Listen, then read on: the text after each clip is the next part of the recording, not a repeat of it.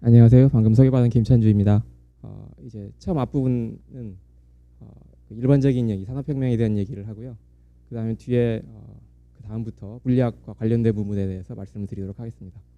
그런데 제 경험에 의하면 물리학 얘기를 잔뜩 할 경우에 대부분 이제 학생들이 재미없어 하시기 때문에 저는 가능한 한 깊이 있는 내용은 줄이고 그냥 전체적으로 이게 무슨 내용인가 그냥 느낌이 들 정도, 그 정도만 말씀드리도록 하겠습니다. 제목은 제가 이렇게 물리학 혁명 그 이후의 혁명이라고 지었는데요. 그래서 이제 강연의 그 개요를 대강 3가지 정도로 잡아봤는데요. 일단 이 산업혁명이라고 하는 것에 대해서 물리학자의 관점에서 그것이 무엇인가에 대해서 한번 조망을 해보려고 하고요. 그 다음에 물리학과 산업혁명이 어떤 관련을 가지고 지금까지 발전되어 왔는가. 사실은 물리학에서도 혁명이 여러 번 일어났었거든요. 그것과는 어떤 관계가 있는가 이런 것에 대해서 말씀드리도록 하겠습니다. 그리고 마지막으로는 제가 유토피아 vs 디스토피아라고 이름을 지었는데요. 이제 앞으로 어떤 일이 벌어질 것인가에 대해서 제 나름대로 뭐 간단하게 말씀을 드리려고 하는데 2가지 측면에 대해서 말씀드릴까 합니다. 처음에는 일단 이제 물리학에 대한 얘기고요. 그다음에 또 한 가지는 제가 한 명의 인간이기 때문에 인간으로서 막연히 가지고 있는 그런 불안감이라고 할까요? 그런 거에 대해서도 이 산업혁명 4.0과 관련돼서 말씀드릴까 합니다. 일단 산업혁명이 뭐 4.0, 4차 산업혁명이라고 돼 있으니까요. 과거에 산업혁명이 3번이 있었다는 뜻이죠.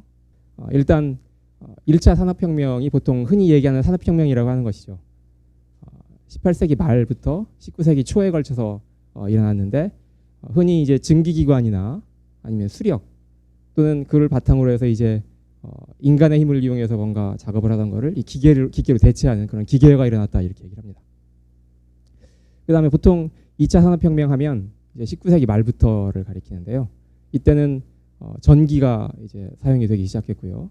그리고 공장에서 사람들이 그냥 앉아가지고 처음부터 끝까지 작업을 하는 것이 아니라 조립 라인이 전기의 힘에 의해서 이제 돌아가면 사람은 거기에 앉아가지고 맡은 일만 하게 되는 그런 조립 라인이 생겨나게 됐고, 그래서 이제 대량 생산이 가능하게 됐다 이렇게 얘기를 하죠. 그리고 3차 산업혁명은 보통 1950년대, 60년대부터 시작됐다고 하는데요. 이때는 어떤 일이 벌어졌냐면 사람들이 컴퓨터를 만들 수 있게 되었습니다. 그리고 1980년대, 90년대를 거쳐오면서 인터넷을 본격적으로 사용할 수 있게 되었고요. 그리고 그럼으로써 이제 공장에서 그 모든 일들이 단순히 기계화를 뛰어넘어서 자동화가 일어났다 이렇게 얘기를 하죠. 보통 3차 산업혁명은 디지털 혁명이라고도 얘기를 합니다. 그리고 어떤 사람들은 사실은 4차 산업혁명이라고 하는 것이 지금 뭐 새롭게 일어나는 것이 아니라 지금 여전히 3차 산업혁명 시기이다. 그러니까 4차와 3차를 구분하는 것은 뭐 큰 의미가 없다 이렇게 얘기를 하기도 합니다. 그렇지만 이제 4차 산업혁명이라고 하는 용어가 대세가 되어가고 있는 것 같고요. 이 4차 산업혁명이라고 하는 말은 2010년대 초반부터 이제 독일에서 사용되다가 작년 2016년이죠. 작년에 세계 경제 포럼에서 이제 클라우스 슈밥이라고 하는 그 경제 포럼 회장이 이거를 주요 의제로 제시하게 됩니다. 그러면서 이제 이 4차 산업혁명이 기존의 3차라든가 기존의 그 산업혁명과 다른 점이 뭐냐, 뭐라고 이랬냐면 일단 이것은 물리학과 디지털과 생물학 이 세 분야를 경계를 허물면서 융합하는 그럼으로써 일어나는 혁명이다 이렇게 얘기를 했습니다. 그럼으로써 사실은 우리가 살아가고 있는 이런 세상에서만 어떤 물질적인 혁명을 일으키는 것이 아니라 실제와 가상의 세계를 융합하고 그럼으로써 사실은 인간 자체에 대한 어떤 변화까지도 요구하는 그런 혁명이라는 생각이 듭니다. 그래서 지금까지 경험한 그 어떤 것과도 다른 파급 효과를 일어날 거라고 이제 슈밥 회장은 얘기를 하고 있고요. 이건 이제 세 부분에서 일어나는 속도, 그리고 일어나는 그 범위, 그리고 그로 인해서 이 시스템 전체, 지구 전체에 미치는 충격이 기존의 산업혁명과는 다른 전례가 없는 일이 벌어지고 있다 이렇게 얘기를 하는 거죠. 아까도 말씀드렸지만 3차 산업혁명의 연장선상에 있는 것이 아니냐 하는 사람들도 있는데 이제 심화를 한 것은 맞지만 그렇다고 해서 단순히 연장은 아니다라고 하는 논리를 이런 식으로 말씀드릴 수가 있겠습니다. 지금까지 그 3번의 산업혁명은 각각 개별 기술들에 관한 혁명이었다 이렇게 얘기할 수 있습니다. 물론 그것들로 인해서 이제 인간의 삶이 크게 바뀌긴 했지만 어떤 예를 들면 증기기관이 발명이 되고 그로 인해서 산업이 어떻게 발전을 하고 또는 전기를 사용할 수 있게 됨으로써 어떤 일이 벌어지고 또는 컴퓨터가 발명이 되고 그럼으로써 어떤 일이 벌어졌다. 이런 식의 아주 단순한 도식적인 얘기를 할 수 있겠는데요. 그에 비해서 이 4차 산업혁명은 어떤 특정 기술 한두 가지 그거에 의해서 혁명이 일어났다거나 그런 것은 아닙니다. 사실은 여기서 3차 산업혁명의 심화라는 것에서 알 수 있듯이 정말 완전히 새로운 어떤 기술이 지금 이 시점에서 태어났다, 탄생했다 이렇게 말씀드리기는 어려울 것 같습니다. 그보다는 기존에 있었던 그런 기술들이 다 융합이 되어서 그럼으로써 마침내 그것들이 가지고 있는 잠재력이 지금에 와서 이제 폭발하고 있는 것이다 이렇게 말씀드릴 수가 있겠습니다. 그래서 개별 기술이 아니라 기술의 융합이 훨씬 더 중요한 것이고요. 그 다음에 이 지구에 존재하는 모든 것들이 각각 떨어져서 개별적으로 어떤 작동을 하는 것이 아니라 그리고 어떤 특정한 순간에만 특정 시간에만 그것들이 연결되어 있는 것이 아니라 모든 것들이 모든 순간에 상시적으로 연결되어 있다 이렇게 말씀드릴 수가 있고요. 그럼으로써 그 무한히 많은 정말 엄청난 데이터들이 생산되게 됩니다. 그걸 우리가 보통 빅데이터라고 해서 얘기를 하죠. 그리고 또 한 가지 중요한 거는 이런 데이터들이 많이 생겼다고 해도 거기서부터 뭔가 우리가 유의미한 자료를 분석할 수 있어야 되는데 그런 기술이 지금까지는 이제 부족했다고 할 수 있겠죠. 그런데 비로소 지금 이 시점에 와서 어떤 특정 영역에서는 이 사람의 지능을 뛰어넘는 그런 인공지능이 출현하고 있다. 그로써 이 세 가지가 모두 이제 결합되어 있는 그것이 지금 현재 상황이라는 거고요. 그래서 이제 새로운 혁명이 일어나고 있다고 하는 것이죠. 뿐만 아니라 이 인공지능이 곳곳에 출현하고 그리고 이제 항상 연결이 되어 있기 때문에 이 수많은 것들을 어느 한 곳에서 통제하는 것이 불가능합니다. 그래서 그것이 아니라 분권화가 이루어져 가지고요. 각각 부분에서 자율적으로 생각을 하고 그 다음에 다른 부분과 서로 통신을 하고 그러면서 자동화가 일어나는 그런 일이 벌어지고 있다고 말씀드릴 수가 있겠습니다. 아까 이제 뭐 컴퓨터 얘기가 나왔고 빅데이터 얘기가 나왔으니까요. 그 얘기를 조금 더 말씀드리자면 저는 한마디로 이렇게 말씀드릴 수 있을 것 같습니다. 여러분들은 지금까지 뭐 컴퓨터를 많이 사용을 해오셨을 텐데요. 사실은 컴퓨터가 앞으로 더 많아질 겁니다. 더 많아진다는 정도가 아니라 지구상 어느 곳에나 컴퓨터가 존재할 거다 이렇게도 얘기할 수가 있겠는데요. 그런데 그렇게 컴퓨터는 많아지지만 그렇지만 실제로 인간이 눈으로 보는 컴퓨터는 지금보다 오히려 줄어들 가능성이 크다. 저는 이렇게 생각을 합니다. 그러니까 어느 곳에나 있고 그렇지만 어느 곳에나 다 숨겨져 있는 거죠. 그래서 실제로는 컴퓨터의 존재를 잘 깨닫지 못하고 그런 상태에서 많은 일들이 벌어질 거라고 저는 생각을 하죠. 그래서 이 수많은 컴퓨터들이 수많은 정보들을 생산하게 되는데 그 생산되는 속도가 어느 정도냐 그러면 2년마다 지금까지 지구상에 존재하는 그 모든 데이터들보다 더 많은 데이터들이 생겨난다는 거죠. 다른 식으로 표현을 하면 지금 2017년인데요. 뭐 인간이 지구상에 생겨나 가지고 뭐 인간이 생겨난 시점을 뭐 몇백만 년 전이라고 할 수도 있겠고 뭐 10만 년 전이라고 할 수 있겠는데 아무튼 그때부터 지금 2017년까지 지금 이 순간까지 만들어낸 인간의 모든 정보 그걸 다 합친 것보다 앞으로 2년 동안 생겨날 정보가 더 많다는 거죠. 이 정도로 지금 현재는 정말 정보라고 하는 것이 엄청나게 정말 무한에 가까운 그런 양들이 쌓이고 있다고 할 수가 있겠습니다. 그럼 그런 것들이 어디에 저장이 되느냐? 소위 말하는 저 구름, 하늘 위 거기에 저장이 되는 거죠. 클라우드라고 하는.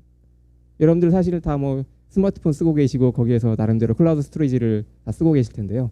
바로 그곳에 이제 저장이 될 텐데 우리가 특별히 어떤 명령을 내리지 않아도 자동적으로 거기로 올라가게 될 것이다. 이런 식의 시나리오가 가능한 거죠. 그리고 이제 이걸 분석할 인공지능이 필요한데요. 사실 인공지능에는 두 가지가 있습니다. 약 인공지능이라고 부르는 것이 있고 강 인공지능이라고 부르는 것이 있죠. 지금 여기서 말씀드리는 인공지능은 약 인공지능에 대한 것입니다. 이 약 인공지능이라고 하는 건 뭐냐면요. 아직 인간을 뛰어넘은 뭐 그런 인공지능이라고 할 수는 없겠습니다. 그렇지만 어떤 특정 분야에 대해서 즉 지시받은 일에 대해서는 인간을보다 훨씬 더 잘할 수가 있는 거죠. 이제 그걸 단적으로 우리가 실감하게 된 것이 바로 작년에 그 떠들썩했던 알파고와 이세돌과의 그 바둑 대결이잖아요. 많은 사람들이 바둑은 앞으로도 한참 동안 컴퓨터가 인간을 이기지 못할 것이다 이렇게 생각을 해왔었는데 작년 3월에 알파고 구글이 만든 알파고와 그다음에 이세돌이 세계에서 바둑을 가장 잘 둔다고 하는 이세돌이 서가지고 4대1로 알파고가 이겼죠. 처음에는 거의 대부분의 사람들이 이세들이 5대 0으로 이길 거라고 생각을 했었는데 처음 두 판을 지고 나니까 그 다음부터는 사람들이 어떻게 생각이 바뀌었냐면 한 판이라도 이기는 것이 기적이다 이렇게 생각을 했잖아요. 그러다가 이제 마지막 네 번째 판에 이세돌이 한 판을 딱 이기고 나니까 마치 전 세계를 정복한 듯한 그런 미소를 짓고 이세돌이 기자회견장에 나타났던 거를 저는 아직도 기억하고 있습니다. 이 정도로 이제 사람들의 생각이 완전히 바뀐 거죠. 바로 이것이 약인공지능, 즉 인공지능이 어떤 특정한 영역에서는 인간을 완전히 뛰어넘을 수 있다고 하는 그런 대표적인 사례로 우리에게 기억되고 있습니다. 이건 작년 얘기고요. 올해 2017년 1월 이때는 직접 이렇게 알파고와 이세돌 바둑 기사가 대면을 해가지고 바둑을 둔 건 아니지만 컴퓨터 상에서 즉 사이버 스페이스 상에서 온라인 바둑으로 알파고와 세계 전체 그 프로 기사들이 그러니까 강자들이 각각 대국을 한 적이 있습니다. 60번을 대국을 했는데 그 중에 인간이 한 번도 못 이겼습니다. 뭐 중국 기사, 한국 기사 말할 것도 없이 전 세계 모든 네로라는 그런 기사들이 알파고하고 대전을 했지만 단 한 번도 못 이긴 거죠.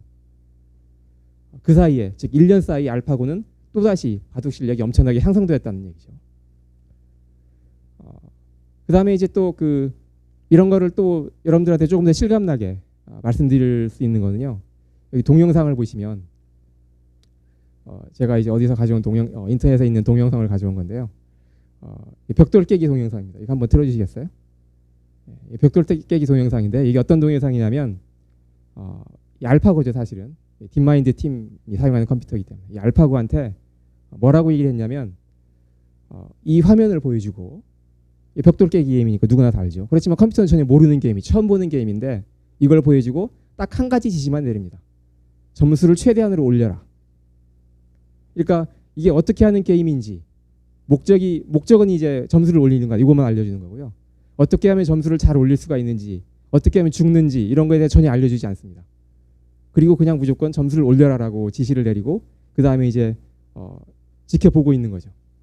그랬더니 처음 100판을 둔 상태에서 보면 헤매고 있는 걸 보실 수가 있습니다. 그냥 멀쩡하게 서 있다가 벽돌이 밑으로 빠지기도 하고요. 공이 밑으로 빠지기도 하고요.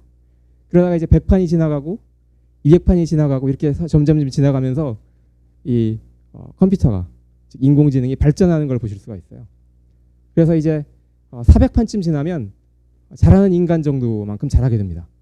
그러다가 600판이 지나가고 나면 이 인공지능이 드디어 놀라운 걸 터득하게 되는 거죠. 이걸 쉽게 끝내기 위해서는 어느 한 곳에 구멍을 뚫고 거기에 공을 보내면 되는구나.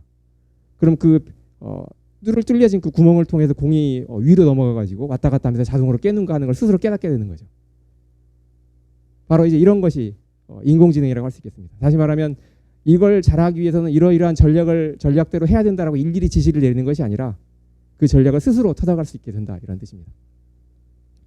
그런데 그럼 이제 강인공지능은 뭐냐면요. 지시를 내리지 않습니다.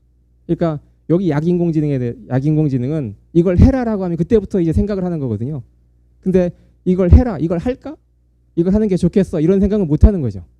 이런 것까지 하게 되면 그럼 이제 그걸 우리가 강인공지능이라고 부르고 그때가 되면 그건 이제 인공지능인지 사람인지 거의 구분이 안 가겠죠.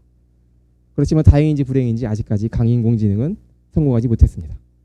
그 다음에 이제 작년 그 세계 경제 포럼에서 4차 산업혁명 선도 기술로 이 10가지 정도의 기술을 제안을 한 바가 있습니다.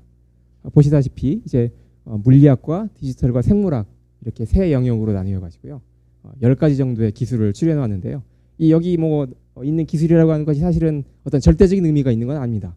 기술이라고 하는 건 해가 다르게 계속 발전하고 새로운 것이 생겨나고 하기 때문에 이건 2016년 그 당시에 이제 새로운 기술이다 이렇게 해가지고 제안이 된 거죠. 여러분들이 아마 대부분 다 많이 들어보신 내용일 것입니다. 무인 운송수단, 3D 프린팅, 그다음에 로봇, 신소재 이런 것들. 그다음에 디지털에서는 사물인터넷, 블록체인, 공유경제, 생물학에서는 유전공학, 합성생물학, 바이오 프린팅 이런 것들이 있는데요. 이런 거 하나하나에 대해서 말씀드리면 시간이 넘어갈 것이고 그다음에 제가 생물학까지 잘 깊이 알고 있는 건 아니기 때문에 여기는 제가 이런 것이 있다 정도만 말씀드리려고 하고요. 근데 아까도 말씀드렸지만 이런 개별 기술이 중요한 것이 아니고 이 각각의 기술들이 서로 경계를 넘어서 융합되면서 일어나는 그런 효과, 그것이 사실은 4차 산업혁명에서 가장 핵심적인 거다 이렇게 말씀드릴 수가 있겠습니다. 그거에 대해서 단적인 예로 하나만 들어드리면요. 아까 무인 운송수단 혹은 자율주행 차량의 경우에 이제 자율주행 차량이라고 하는 거는 사람이 없이 그냥 차가 저절로 움직이는 거잖아요. 여러분들 언론에서 많이 봤을 텐데요. 그래서 이제 운전하는 사람이 없이 차가 저절로 그냥 알아서 움직이는 것이기 때문에 주변에 있는 모든 차들의 움직임, 뭐 사람들 혹은 교통 신호등 앞에서 벌어진 어떤 사고 이런 거에 대해서 대처를 할 수 있어야 됩니다. 그러기 위해서는 여기 이제 차에 수많은 센서들이 장착돼 있어야 되는 거죠. 그래서 이제 사람처럼 이렇게 눈으로 보거나 어떤 신호를 받았을 때 그걸 해석할 수 있어야 됩니다. 해석하려면 그럼 인공지능이 필요하겠네요. 그래서 사실은 자율주행 차량은 단순히 그거 하나만이 필요한 것이 아니라 인공지능이 필요하고요. 그 다음에 주변에 있는 다른 차량이나 혹은 다른 어떤 기계들과 서로 소통을 할 수 있어야 되기 때문에 이런 사물 인터넷, 즉 모든 곳에 이제 그 인터넷 통신을 할 수 있는 그런 장비들이 들어가 있어야 되는데 그런 것이 필요하다 이런 말씀이고요. 그리고 이 수많은 데이터를 분석해서 그거의 의미를 파악하려면 빅데이터가 필요합니다. 그리고 또한 이런 기술을 이용하면 이제 예를 들어서 어떤 온라인에서 주문을 했을 때 그 주문을 자동으로 받아가지고 이 자율주행 차량이 원하는 곳까지 배달을 해주거나 아니면 드론으로 이렇게 하늘로 날아서 배달을 해주거나 하는 이런 일이 일어날 수 있는 거죠. 그래서 이제 이런 것들이 다 결합되어 있는 이런 것이 사실은 실제 4차 산업혁명에서 바라고 있는 것이다 이런 말씀을 드릴 수가 있겠고요. 그리고 이 자율주행차에 대해서 한 마디만 더 말씀드리자면 지금 여러분들은 대부분 다 운전을 하시거나 아니면 운전을 할 계획이 있으실 겁니다. 근데 이건 순전히 제 상상이긴 하지만 앞으로 멀지 않은 미래에 사람들은 운전하는 것이 불법화될 가능성도 있습니다. 그러니까 이제 자율운행차, 그러니까 저절로 운전하는 그 차가 사람의 운전 실력보다 훨씬 좋거든요. 지금도 이미 좋습니다. 단지 그걸 사람들이 지금 받아들이기가 어렵기 때문에 전면적으로 개편을 하지 않고 있는 것일 뿐이지 실제로 일어나고 있는 사고의 그 양이라든가 이런 걸 보면 예를 들면 구글이 운전하는 차가 훨씬 더 안전합니다. 그러니까 앞으로 이 자율운행차가 점점 많아지면 도로의 일부분을 완전히 전면적으로 자율운행 차량에게 맡기게 될 가능성이 크고요. 그 일이 확대되다 보면 사실은 이제 앞으로 그 보통 도로는 자율운행차만 다니고 사람은 그럼 어떻게 운전하느냐? 취미생활로 어떤 특정하게 정해놓은 그런 영역에서 마치 스포츠를 하듯이 그렇게 운전하게 될 그런 일이 벌어질 날이 저는 멀지 않았다고 생각을 합니다. 그 밖에 이제 2025년까지 일어날 몇 가지 일들에 대해서 그 세계 경제 포럼에서 설문조사를 한 것들이 있는데요. 대강 이런 일들이 일어날 거라고 예측을 하고 있습니다. 이 순서는 앞으로 빨리 일어날 것들부터 적은 것입니다. 예를 들면 로봇 약사 출현 이런 거 이제 앞으로 한 2년 후 정도면 일어날 거다 이런 얘기고요. 그 다음에 이제 뭐 사람들이 인터넷에 연결된 옷을 입는다든지 아니면 3D 프린터로 사람이 만드는 것이 아니라 차 전체를 컴퓨터가 알아서 만든다든지 아니면 여러분의 휴대폰을 이 몸 어딘가에 이식하고 다닌다든지 아니면 블록체인이라고 하는 건 뭐 좀 생소할지도 모르겠는데 그 모든 거래가 다 이제 저장되는 뭐 그런 화폐 사이버 화폐 같은 거라고 생각할 수 있는데요. 그런 걸 통해서 세금을 징수한다든지 아니면 사람의 장기, 간 같은 거를 3D 프린터로 이제 만들어 가지고 이식한다든지 뭐 이런 것들이 이제 앞으로 가까운 장래에 일어날 일들이다. 이렇게 예측을 하고 있죠. 그래서 이제 이런 것들이 4차 산업혁명에 대한 건데요. 근데 이런 뭐 세부적인 걸 떠나서 또 한 가지 전 지구적으로 봤을 때 이것이 기존의 혁명과 본질적으로 다른 것이 하나가 뭐냐 그러면 이거는 지역별로 시차를 두고 일어나는 혁명이 아니라는 겁니다. 기존의 1차, 2차, 3차 이런 산업혁명들은 예를 들면 영국에서 먼저 일어나고 뭐 독일에서 일어나고 지역적으로 시차를 두고 일어나게 되는 거죠. 그에 비해서 4차 혁명은 본질적으로 지구 전체가 연결되어 있기 때문에 일어나는 혁명입니다. 아프리카 못 산다고 하지만 거기 이미 다 인터넷 됩니다. 그래서 이 4차 산업혁명은 지구 어디 산다고 해가지고 피할 수 있는 혁명이 아니라는 거죠. 거의 동시에 시차를 두지 않고 일어나는 혁명이고 그렇기 때문에 사실은 어떤 지역에서는 아직 준비가 안 돼 있음에도 불구하고 떠밀려서 혁명을 당하는 일이 벌어질 수도 있습니다. 우리나라는 어느 쪽인지 모르겠어요. 혁명을 일으키고 있는 주체 쪽인지 아니면 당하고 있는 쪽인지 모르겠는데 아무튼 우리나라도 피할 수는 없습니다. 그래서 이것이 기존의 산업혁명과 질적인 차이라고 저는 생각을 합니다. 그러면 왜 지금 하필이면 4차 산업혁명이 일어나는가? 사실은 이미 다 말씀드렸다고 할 수 있는데요. 지난 수십 년 동안 기반 기술들이 무르익었습니다. 즉 완전히 새로운 건 없었지만 그것들이 수십 년 동안의 세월을 거치면서 이제 충분히 다른 것들과 융합할 정도의 그런 심화된 기술을 갖추게 되었다는 거죠. 그리고 여기에 그 기본 바탕에는 컴퓨터의 비약적인 발전이 있습니다. 지금 여러분들이 쓰고 있는 스마트폰은 사실은 아폴로 우주선이 달나라에 갈 때 그때 나사에서 사용하던 그 컴퓨터보다 더 좋은 컴퓨터가 들어가 있습니다. 그걸 다 여러분들 다 하나씩 가지고 있는 거죠. 근데 사용할 때는 이제 뭐 SNS는 하고 그렇지만 실제로 여러분들이 이걸 제대로 활용한다면 달나라에 쏘아보낼 수도 있어요. 이렇게 컴퓨터의 성능이 아주 고성능이 되었기 때문에 그걸 바탕으로 해가지고 아주 엄청난 소프트웨어들을 만들어낼 수 있습니다. 그래서 이렇게 각 분야의 발전이 서로 영향을 주고받는 그런 선순환 구조를 이루고 있다고 할 수 있겠습니다. 즉 이런 컴퓨터가 왜 만들어졌느냐 그러면 물리학에서 예를 들면 나노과학 같은 그런 기술이 충분히 발전했기 때문인 거죠. 그래서 그런 고성능의 칩을 만들 수가 있게 됐고 그래서 그런 칩을 바탕으로 해서 고성능의 소프트웨어를 만들고 그럼 그런 소프트웨어를 이용해서 다시 정밀도를 높인 기계를 만들고 그래서 다시 나노 기술이 발전하고 이런 일들이 선순환 구조를 이루면서 계속 반복되는 거죠.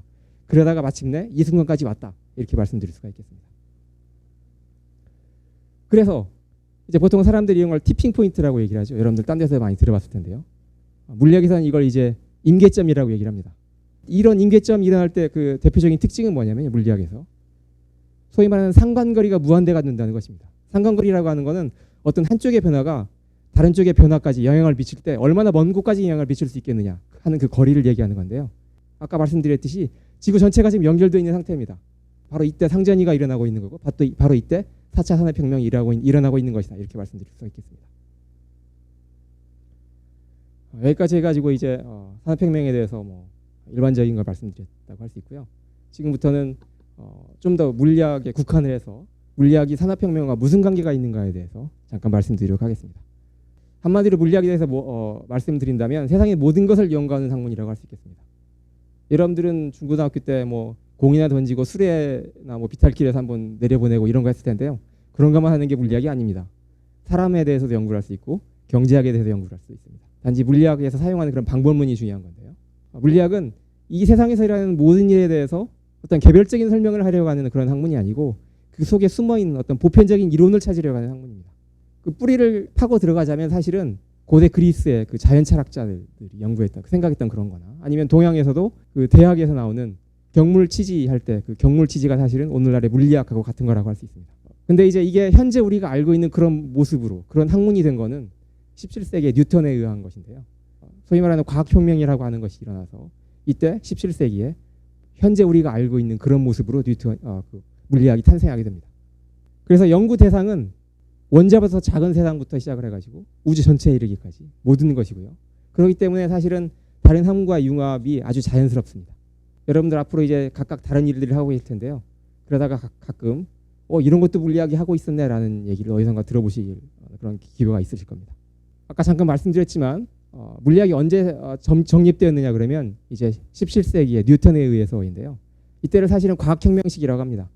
16세기부터 한 100년 정도에 걸쳐서 과학혁명이라고 하는 것이 일어나는데 여러분들이 다 잘 알고 계시는 코페르니쿠스에 의해서 지구가 태양을 돈다더라라고 하는 이 지동설이 확립되게 되죠. 그때는 물론 사람들이 믿지 않았지만 100년 정도의 시간이 지나면서 점차적으로 믿게 되었고 그걸 이제 뉴턴이 최종적으로 정리를 하게 되었습니다.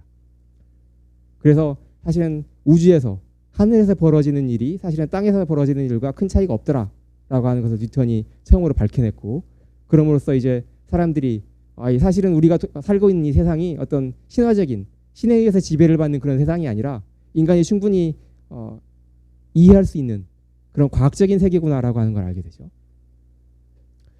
그 다음에 이제 19세기에 접어들어서는 특히 산업혁명과 밀접하게 관련이 되어가지고요. 연력학이나 통계학이라고 하는 학문이 완성되게 되고 물리학에서 그리고 무엇보다도 페레데이와 맥스웰에 의해서 전기, 자기 그리고 빛의 성질이 무엇인가, 본질이 무엇인가에 대해서 고전 물리학적인 이론을 완성하게 됩니다. 그래서 사실은 우리가 일상적으로 사용하고 있는 그런 그 문명, 현대 문명은 모두 다 이때 이 시기에 완성된 거라고 할 수 있겠습니다. 여러분들 지금 우리가 다 전기 사용하고 있잖아요. 혹은 휴대폰으로 다 무선 통신을 하고 있잖아요. 그런 것들이 언제 일어나게 됐느냐? 바로 이 19세기 말에 이론적으로 완성되었다 이렇게 말씀드릴 수가 있겠습니다. 그래서 고전 물리학은 1차, 2차 산업혁명의 과학적인 기반을 이루고 있다 이렇게 말씀드릴 수가 있습니다. 대표적인 예를 들자면 우리가 사용하고 있는 전기는 어떻게 해서 만들어지는가? 이게 바로 1800년대 초반에 패러데이라고 하는 학자가 발전기의 원리를 발견했기 때문에 가능하게 된 것입니다. 이 발전기의 원리라고 하는 건 뭐냐면요. 그 전류가 흐르고 있지 않은 뭐 코일이나 어떤 도선 주변에 자석을 움직여주면 거기서 전기가 생겨나더라라고 하는 걸 알게 됐거든요. 이걸 우리가 보통 유도전류라고 하는데요. 세상에서 그 전기를 만들어내는 모든 방법이 다 이 유도전류의 원리, 발전기의 원리를 이용하고 있습니다. 딱 한 가지 예외만 빼고요. 이제 태양광 발전소인데요. 이제 태양을 직접 이용하는 거기 때문에 그것만 빼고 예를 들면 수력 발전소, 원자력 발전소, 화력 발전소, 풍력 발전소, 뭐 조력 발전소, 온갖 종류의 발전소들이 전부 다 이 원리를 이용합니다. 자석을 움직이는데 우리가 물을 가지고 돌릴 거냐, 불을 가지고 돌릴 거냐, 그거에 의해서 이름을 바꿔 부를 뿐이죠. 그러니까 우리는 지금 전기를 다 사용하고 있는데 사용할 때마다 매번 패러데이한테 고맙다고 해야 됩니다. 그 다음에 우리는 다 무선 통신을 하고 있고 그런데요. 이건 사실은 빛을 이용한 겁니다. 그리고 보통 전자기파라고 얘기를 하고 또는 여러분들한테는 전자파라고 하는 용어가 훨씬 더 익숙할 것 같은데요. 전자파, 전파, 전자기파 다 똑같은 것이고 사실은 이게 본질적으로 물리학적으로는 빛하고 아무런 차이가 없습니다. 우리가 눈으로 볼 수 있는 빛, 그 빛과 여러분이 사용하고 있는 이 전파가 사실은 물리학에서는 완전히 같은 것이죠. 그래서 이제 바로 이런 과학적인 기반이 맥스웰에 의해서 1800년대 중후반에 완성이 되었고요. 그래서 1900년대 초반부터 본격적으로 사람들이 전기를 이용하기 시작했습니다. 그래서 이제 전파와 다른 우리가 눈으로 볼 수 있는 빛과의 관계 뭐 이런 거에 대해서는 우리가 이제 진동수라고 하는 것 혹은 주파수라고 하는 것을 가지고 이제 구분할 수가 있는데요. 사실 여러분들이 병원에서 사용하고 있는 뭐 엑스레이라거나 아니면 감마선이라고 하나 무슨 방사선 치료라거나 이런 거 할 때 그것들도 사실은 전부 다 우리가 눈으로 볼 수 있는 빛과 아무런 차이가 없습니다. 적어도 물리학적으로는요. 또는 여러분이 싫어하는 자외선 뭐 이런 것들도 사실은 전부 다 본질적으로는 빛입니다.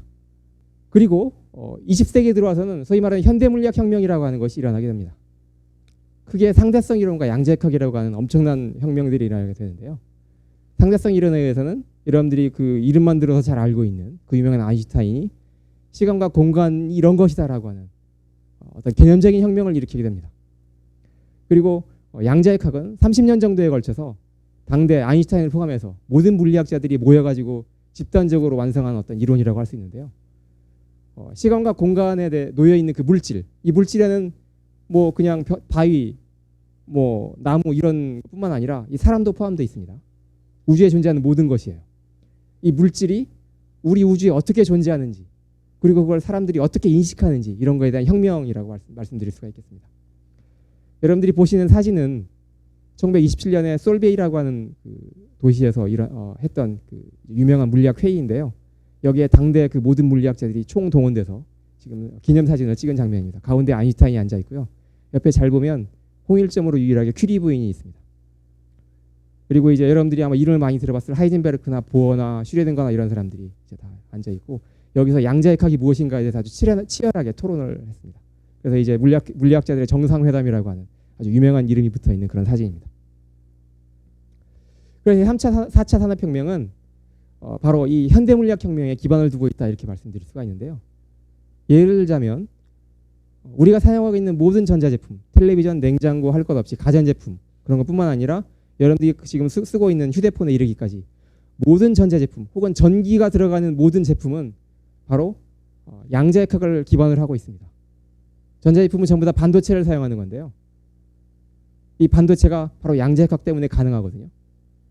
그래서 양자역학하면 여러분들이 혹시 들어봤을지 모르겠는데 무슨 고양이도 나와가지고 뭐 슈레딩거가 죽었다느니 살았다느니 뭐 이런 거 여기 혹시 들어본 적 있을지도 모르겠는데요. 그런 괴상한 얘기만 하는 것이 아니라 사실은 우리의 그 모든 실생활에 구석구석 다 침투해 들어가 있는 거죠.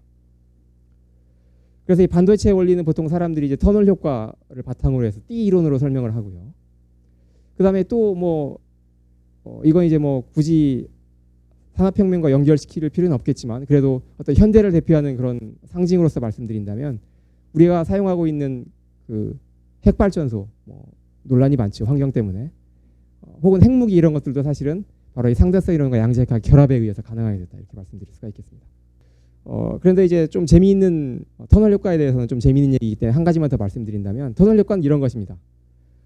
여기 보면 이제 벽이 있고 강아지가 벽을 뚫고 지나가려고 노력을 하는데요. 실제로는 이런 일이 벌어지지 않죠. 그런데 양자역학에 의하면 이렇게 강아지가 예를 들면 우주가 망할 때까지 한 100억 년 정도 막 이렇게 벽하고 막 부딪히고 있으면 언젠가 한 번은 뚫고 지나갈 수도 있다. 이런 일이 가능하다. 이것이 바로 양자역학이라고 할 수 있겠습니다. 상상할 수 없는 얘기죠. 그런데 원자 세계에서는 이런 일이 다반사로 일어납니다. 일상 세계에서 일어나는 그런 일만큼이나 많이 일어나고요. 그리고 바로 이런 터널 효과 때문에 지금 우리가 사용하고 있는 그 모든 반도체가 가능하게 되었다. 이렇게 말씀드릴 수가 있겠습니다. 그 다음에 이제 좀 더 4차 산업혁명과 관련돼 가지고는 소위 말하는 나노과학이라고 하는 것이 있는데요. 나노에 대해서는 여러분들이 많이 들어봤을 겁니다. 나노는 이제 10의 마이너스 9승을 나타내는 어떤 단위인데요. 나노과학은 10의 마이너스 9승미터, 그러니까 1m의 10억분의 1의 단위, 그 길이죠. 그 길이 정도에서 일어나는 일을 나노과학이라고 하는데요. 이거는 그 여러분들이 혹시 들어본 적이 있을지 모르는 파이만이라고 하는 유명한 물리학자가 이미 오래전입니다. 1959년에 국소 영역에 아주 작은 우리가 눈으로 볼 수 있는 그런 영역에서는 아직도 우리가 탐구하지 않은 무한한 가능성이 열려 있다. 그래서 정말 우리가 눈으로 볼 수 없는 아주 작은 기계까지도 만들 수 있을지 모른다. 그런 제안을 처음으로 했습니다. 이런 파이만의 아이디어가 이제 한 40년 정도 지나면서 이제 실현되기 시작해서 오늘날 꽃을 피우고 있다고 말씀드릴 수가 있는데요. 그래서 아까 그 뭐 주요 핵심 기술이라고 했던 산업혁명의 주요 핵심 기술이라고 했던 그런 뭐 10가지 그런 핵심 기술들 중에 대부분이 바로 이 나노과학을 바탕으로 두고 있습니다. 현대는 이건 이미 이제 1959년에 제안된 것이고요. 이미 이 단계를 뛰어넘었습니다. 아직까지 산업에 적극적으로 응용되고 있지 않은데요. 그러니까 어떤 미래 혁명하고 관련되어 있는 건데 최근에는 원자 하나하나를 조작할 수 있게 되었습니다. 이 나노만 해도 원자 개수로 치면 10개, 100개 뭐 이 정도입니다. 원자 하나하나를 움직이는 건 아닌데요. 근데 이미 지금 이 시점에는 원자 하나하나를 조작해서 마음대로 옮기는 일이 가능하게 되었습니다. 물론 아직까지 상당한 노력을 해야 되기 때문에 산업에서 직접적으로 응용되고 있지는 않지만 그것이 조만간 가까운 장래에 될 것이다. 이렇게 말씀드릴 수가 있습니다. 그래서 그걸 단적으로 하나 보여드리면 이건 여러분들이 본 동영상일지도 모릅니다. 한 3, 4년 전에 인터넷에서 꽤 유명했던 동영상인데요. 이게 세상에서 만든 가장 작은 영화라는 제목으로 이제 소개된 적이 있습니다. 여기 보이는 이 점들 하나하나가 원자 하나입니다. 이 영화는 실제 크기를 1억 배 아니 10억 배 확대를 해가지고 보여주고 있는 겁니다. 원자 세계에서 일어나고 있는 건데 이 원자 하나하나를 이건 사실은 옮겨가지고 장소를 옮겨가지고 이렇게 이제 어떤 영상을 만든 거죠. 마치 그 진흙으로 뭐 스탑 애니메이션이라고 하나요? 클레이 애니메이션을 해가지고 이제 만화 영화 만드는 것처럼 그러니까 장면 하나하나를 옮겨가지고 이 소년 모습도 만들고 공도 만들고 해서 이걸 찍은 겁니다. 이게 IBM에서 만들어가지고 그 당시에 꽤 화제가 됐던 영상인데요. 자, 이 정도로 해가지고 이제 물리학에 대해서 말씀드리도록 하고요. 너무 어렵지 않은 내용이었기를 바랍니다. 그다음에 마지막으로 이제 그래 4차 산업혁명이 일어났는데 이것이 과연 좋은 일이냐 나쁜 일이냐 뭐 예를 들면 공상 과학 영화를 보면 아주 멋진 미래를 그리기도 하고 아니면 아주 우울한 미래를 그리기도 하잖아요. 그래서 무슨 뭐 빅브러더를 얘기하는 사람들도 있고 아니면 무슨 뭐 로봇한테 완전히 점령당하는 그런 미래를 그리는 그런 영화도 있죠. 그래서 뭐냐 이런 거에 대해서 제 나름대로 말씀드려 볼까 합니다. 일단 첫 번째 우리가 기억해야 될 사실은 뭐냐면 미래는 공상과학이 아니라는 겁니다. 해리포터의 마법의 세계에서는 아무거나 가능하죠.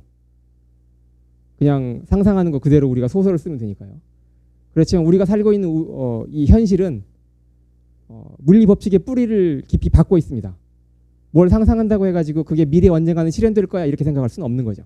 그리고 현재 물리학은 우주의 근본 비밀에 아주 깊이 다가갔습니다. 거의 많은 걸 알고 있다고 할 수 있는데요. 그렇기 때문에 앞으로 우리가 아무리 과학이 발전한다고 해도 거기서 크게 바뀌지 않을 것이다 라고 하는 것이 제 개인적인 생각입니다. 어느 정도까지 잘 알고 있냐면 우리 우주는 138억 년 전에 빅뱅이라고 흔히 얘기를 하는 그런 대폭발에 의해서 생겨났다고 얘기를 하는데요. 그러니까 빅뱅이라는 그 순간부터 10^-32 32승초 그 사이는 모르겠지만 그 이후부터는 우리가 꽤 잘 알고 있다고 생각을 합니다. 어떤 일이 일어났는지 어떤 과정을 거쳐서 은하가 생겼고 어떤 과정을 거쳐서 태양이 생겨났고 지구가 생겨났는지 이런 걸 우리가 꽤 잘 알고 있습니다. 그렇기 때문에 앞으로 과학이 발전한다고 해도 상대성 이론이나 양자역학 이런 거에 정말 위배되는 그런 일은 벌어지지 않을 것이다라고 아주 높은 확률로 예언을 할 수가 있고요. 그래서 이제 바로 이런 거를 바탕으로 해서 어떤 일이 벌어질 것인가를 생각해 보자는 거죠. 참고로 말씀드리지만 이런 거는 그럼 어떻게 검증을 하느냐? 그냥 말로만 하는 것이 아니고 아주 정밀한 실험 장치에서 검증을 합니다. 여러분들이 보시는 이 사진은 프랑스와 스위스 국경에 있는 아주 거대한 실험 장치인데요. 동그랗게 원이 쳐져 있습니다. 항공 사진에. 이 연구소가 세른이라고 하는 연구소가 있는데요. 이 연구소가 이 원 안에 있다는 것이 아니고 이 원 전체가 연구소입니다. 지하 100m 터널에 27km짜리 둘레 터널을 파가지고요. 거기에서 실험을 하고 있는데요.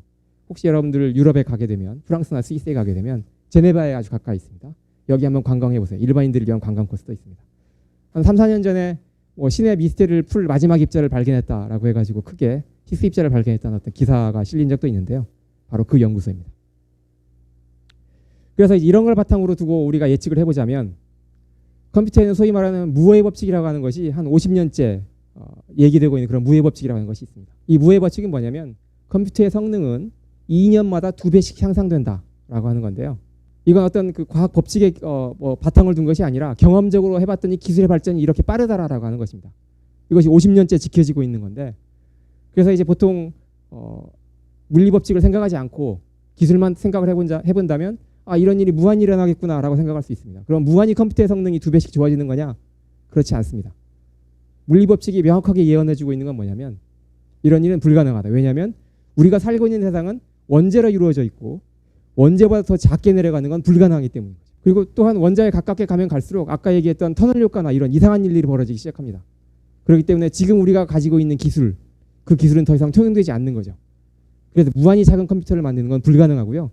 어느 한계가 있게 됩니다. 그럼 그 한계가 언제 다가오느냐? 몇 년 남지 않았습니다. 이미 끝났다고 주장하는 사람들도 있고요. 아무리 길게 잡아도 10년을 넘어가지 않습니다. 보통 5년 정도면 우리가 알고 있는 기존의 컴퓨터는 더 이상 그 방법대로 만들 수 없다. 이것이 잘 알려져 있습니다. 그러니까 컴퓨터가 더 이상 좋아지지 않는다는 뜻이죠. 그럼 여기서 끝이냐 하면 그런 건 아니죠. 그럼 다른 방식의 컴퓨터를 만들어야 되겠죠. 그중에 가장 대표적인 유력한 후보가 양자 컴퓨터라고 하는 것입니다. 양자 컴퓨터는 양자역학을 본격적으로 활용하는 그런 컴퓨터인데요. 이제 여기에는 소위 말하는 얽힘이라고 하든가 중첩이라고 하는 이런 아주 묘한 용어들이 등장하기 시작합니다. 얽힘이라고 하는 건 요새 하도 다른 데 많이 등장해가지고 여러분들이 본 적이 있을지 모르겠는데요. 보통 사람들이 이 고양이를 상징적으로 예를 듭니다. 고양이 어떤 고양이 특정 상태는 살아있는 고양이와 죽어있는 고양이가 반반씩 섞여 있는 상태일 수도 있다. 뭐 이런 얘기가 있는데요. 이건 고양이뿐만 한 그런 것이 아니라 사람도 마찬가지입니다. 사람도 살아있는 상태와 죽어있는 상태가 섞여 있는 그런 상태도 가능합니다. 이론적으로는. 근데 이런 굉장히 이상한 상태를 본격적으로 활용을 하면 우리가 훨씬 더 연산을 빨리 할 수 있는 그런 컴퓨터를 만들 수 있다는 것이 바로 이제 이 양자 컴퓨터인데요. 이건 1980년대부터 본격적으로 연구되기가 시작했는데 이미 한 30년 가까이 지났습니다. 그런데 아직까지 완성되지 못했습니다. 아주 초보적인 장난감 수준의 컴퓨터는 만들어졌는데요. 그걸 진짜 활용할 수 있는 수준으로 만드는 건 아직까지 성공하지 못한 거죠. 그래서 이건 앞으로 해결해야 될 미해결 과제인데 성공하지 못하면 다른 대안을 우리가 찾아야 되는 거고 성공한다면 컴퓨터가 다시 한번 도약을 이루게 되고 그때 이제 예를 들면 새로운 혁명이 일어날 수 있습니다. 그다음에 또 몇 가지의 그 미래 과학에 대해서 불확실한 것들이 제 개인적으로 있습니다. 제가 꼭 알고 싶은 것들. 그중에 한 가지가 예를 들면 강인공지능, 아까 말씀드렸던 그런 거죠. 즉 인간을 정말 뛰어넘는 진정한 의미에서 스스로 생각하고 스스로 자아를 가지고 있는 그런 인공지능이 가능한가. 어떤 사람들은 가능하다고 하고 어떤 사람들은 가능하지 않다고 합니다. 저는 모르겠습니다. 또 한 가지는 제가 여기서 말씀드리지 않았는데요. 상온 초전도체라고 하는 겁니다. 초전도체라고 하는 건 뭐냐면 전기를 한번 흘려주면 영원히 우주가 망할 때까지 계속 흐르는 그런 물체를 얘기합니다. 우리는 어떤 전기 제품에 전기를 켜려면 스위치를 넣어줘야죠. 그러니까 발전소에서 전기를 받아서 그걸 계속 돌려줘야 됩니다. 그래야 전기가 흐르고 스위치를 끄면 그 순간 즉시 전기가 중단되는 거죠. 근데 초전도체는 그런 것이 아닙니다. 한번 흘려주면 영원히 계속 돕니다. 우리가 그걸 인위적으로 막지 않는 한. 현재는 영하 100도 정도에서 초전도체가 일어나는 물질을 알고 있습니다. 근데 현재 우리가 살고 있는 온도 20도 정도에서 일어나는 물질은 몰라요. 그래서 이제 이론적으로는 물론 안 될 이유가 없는데 그런 그 진짜 작동하는 물질을 못 찾은 거죠. 그런 걸 우리가 상온초전제라고 하는데 그게 가능하냐? 아직 모릅니다. 또 한 가지는 핵융합 발전입니다. 아까 핵발전소 말씀드렸는데요. 이건 핵분열이라고 하는 걸 이용한 겁니다. 즉 원자핵 폭탄과 같은 원리를 이용해 가지고 만드는 건데 얘는 방사능 문제가 아주 심각하기 때문에 이제 지금 그 폐쇄하자고 사람들이 여론이 높잖아요. 근데 핵융합 발전은 뭐냐면 그 태양이 빛을 내는 원리를 이용해 가지고 발전소를 만들자고 하는 건데요. 이거는 성공한다면 이건 공해가 거의 없습니다. 그래서 환경 걱정도 할 필요가 없고 정말 거의 무한히 많은 에너지를 우리가 얻을 수 있는데 아직까지 성공을 못하고 있습니다. 이건 1950년대부터 연구를 했는데요. 이미 70년 가까이 지났지만 성공을 못하고 있습니다. 언제 성공할 거냐고 물어보면 이쪽 연구하는 사람들 말씀으로는 한 30년 지나면 가능할 거라고 합니다. 그 다음에 이제 우리의 삶과 직접적으로 관련되어 있는 얘기를 한두 가지 하고 끝내도록 하겠습니다. 인공지능과 로봇이 이제 정말 발전하게 되면 사실은 지금 당장 와 있다고 얘기하는 사람들이 많은데요. 그러면 가장 우리한테 실감나게 와닿는 일은 어떤 일이냐? 그건 바로 노동력이 대체가 된다는 거죠. 생산성이 향상되고 그러니까 지구 전체적으로 보면 평균 소득이 늘어나게 됩니다. 그런데 그러면 인간이 잘 먹고 잘 살 수 있느냐? 그게 아니라는 것이 사실은 가장 큰 문제인 거죠. 웬만한 일들은 다 인공지능과 로봇이 대체하게 됩니다. 그러니까 특별한 고도의 어떤 지식을 필요한 그런 직업이 아니면 단순 작업들은 전부 다 로봇에 의해서 대체가 될 거라고 하는 거죠. 구체적으로 작년에 그 세계 경제 포럼에서는 전 세계적으로 앞으로 2020년까지 510만 개 정도의 일자리가 감소할 거라고 이렇게 예측을 했습니다. 늘어나는 것도 있지만 늘어나는 것이 역부족이라는 거죠. 더 감소하는 것이 많아서. 그리고 뿐만 아니라 늘어나는 것과 줄어드는 것을 서로 상쇄시킬 수도 없어요. 그러니까 일자리를 잃는 사람이 새로운 일자리를 찾아가느냐 하면 그게 아니죠. 단순 작업을 하던 사람들이 어떤 고도의 무슨 새로운 뭘 익혀가지고 새로운 일자리를 찾아가는 게 아니잖아요. 그러니까 일자리 잃는 700만 명은 그냥 그대로 실직자가 되는 거죠. 새로운 일자리는 새로운 사람들이 찾아가는 겁니다. 이게 큰 문제라 이거죠. 그러니까 자동적으로 빈익빈 부익부, 부자는 부자가 되고 가난한 사람들은 더 가난한 사람들이 되는 거고 양극화 현상이 심화될 거다. 이게 아마 거의 공통적으로 예측을 하는 것 같습니다. 물론 안 그렇다는 사람들도 있는데 저는 도저히 거기에 동의할 수가 없습니다. 이거는 어떤 개인 차원에서뿐만 아니라 기업 차원에서 그리고 국가 차원에서도 일어나는 일이죠. 이런 인공지능과 로봇에 대해서 훨씬 더 발전된 국가는 그 국가 차원에서 더 부가 축적되는 것이고 여기에 대비를 하지 못한 국가는 부가 더 줄어드는 것이죠. 그리고 아까도 말씀드렸듯이 이건 피한다고 해서 피할 수 있는 일이 아니라 전 세계적으로 거의 동시다발적으로 일어나는 일입니다. 저는 여기에 대한 유일한 해법이 요새 우리나라에서 심심찮게 거론이 되고 있는 건데 기본소득제를 도입하는 거라고 생각을 합니다. 중간 과정은 모르겠습니다. 중간 과정은 사회적으로 많은 어떤 저항도 있을 거고 그러겠지만 최종적인 완전히 이제 안정화된 그 상태를 생각해 본다면 전 세계는 수많은 인공지능과 로봇에 의해서 어떤 일들이 계속 일어나고 있고 생산되고 있는데 사람들은 뭐 할 거냐? 사람들이 살아갈 수 있는 유일한 방법은 어떤 식으로든 수입이 있어야 하는 거잖아요. 기본소득제, 즉 사람이 세상에 태어났다는 바로 그 이유만으로 해서 사람들한테 돈을 주는 그런 일이 벌어지지 않고서는 이건 막을 수가 없다. 이건 비극을 막을 수 없다. 저는 이렇게 생각을 합니다. 그 다음에 이제 동굴인간 원리라고 하는 것이 있습니다. 이건 뭐냐면 인간은 지난 10만 년 동안 사실상 진화가 멈췄다고 하는 거죠. 그래서 현대인은 비록 이 수많은 발전된 어떤 기술의 현대 문명의 그 사회에서 살고 있지만 실제 어떤 정서 같은 거는 10만 년 전에 머물러 있습니다. 그때 발전된 어떤 감각이나 그때 발전된 어떤 감정 같은 것들을 가지고 살아가는 거죠. 그러니까 이 인간이 그동안 발전시켜온 어떤 첨단 기술 이것이 반드시 인간의 어떤 속성과 부합한다는 보장이 없는 거죠. 그래서 이 첨단 기술과 원시적 욕구가 어떤 인간의 본성과 충돌할 경우에 어떤 일이 일어날 것이냐, 무엇이 이길 것이냐. 당연히 인간이 가지고 있는 어떤 속성이 이기게 돼 있다. 즉 어떤 경우에는 인간이 첨단 기술을 거부하는 일이 벌어질 수도 있다. 이것이 바로 이 동굴 인간의 원리입니다. 그래서 지금까지는 비록 어느 그 특별한 거부감이 없이 기술이 계속 발전해 왔지만 인간이 정말 앞으로도 계속 그럴 것이냐. 현대 첨단 기술을 인간 대다수가 아무 거부감이 없이 계속 받아들이게 될 것이냐. 저는 이것이 좀 궁금합니다. 어떤 경우에는 마지막 순간에 최종적으로 거부를 할 수도 있는 거죠. 이미 그런 얘기들을 사람들이 흔히 합니다. 요새 흔히 언급되고 있는 것이 사이버 공간에서 이칠 권리라고 하는 거잖아요. 수많은 개인 정보들이 이미 인터넷에서 돌아다니고 있는데 그런 정보들을 나는 완전히 삭제를 하고 자연인으로 뭔가 살아가고 싶다. 그런 권리가 있어야 된다라고 하는 것이 이제 유럽 같은 데서 이제 인정이 되고 있잖아요. 그런 이칠 권리라고 하는 것이 정말 보장될 것이냐? 앞으로 미래의 경우, 미래에 저는 그거 이런 것들이 또한 궁금한 내용 중에 하나입니다. 그리고 여러분들이 진화 얘기를 하면 자연 선택에 의해서 진화가 일어난다는 얘기를 많이 들어봤을 겁니다. 그런데 저는 좁은 의미에서의 자연 선택은 더 이상 일어나지 않는다고 생각을 합니다. 좁은 의미라고 하는 건 뭐냐면 사실은 인간도 대자연의 일부이기 때문에 그걸 모두 다 포함을 하면 모든 것이 자연 선택이죠.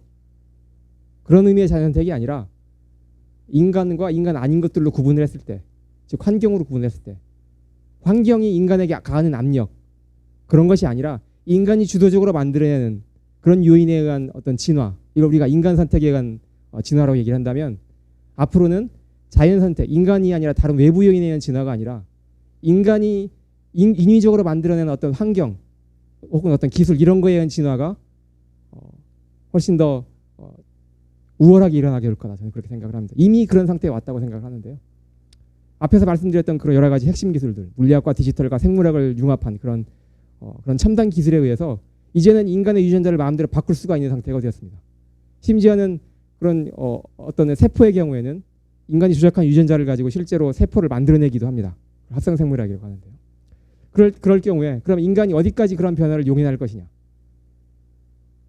그리고 또 더 나아가서 인간과 로봇이 결합할 수도 있는데 여러분들 그런 거 공상과학 소설에 많이 봤을 거예요. 그런 것들을 과연 인간은 어디까지 용인할 것이냐. 아까 그 동굴 인간의 원리에 비춰봤을 때 어디까지 용인할 것이냐. 저는 이런 것들이 개인적으로 매우 궁금한 사항 중에 하나입니다. 결론상으로 말씀드리면 딱 이 한 문장으로 말씀드리도록 하겠습니다. 선택은 없습니다. 좋든 싫든 이미 시작되었다. 이렇게 말씀드리고 제 강연을 끝내도록 하겠습니다. 고맙습니다.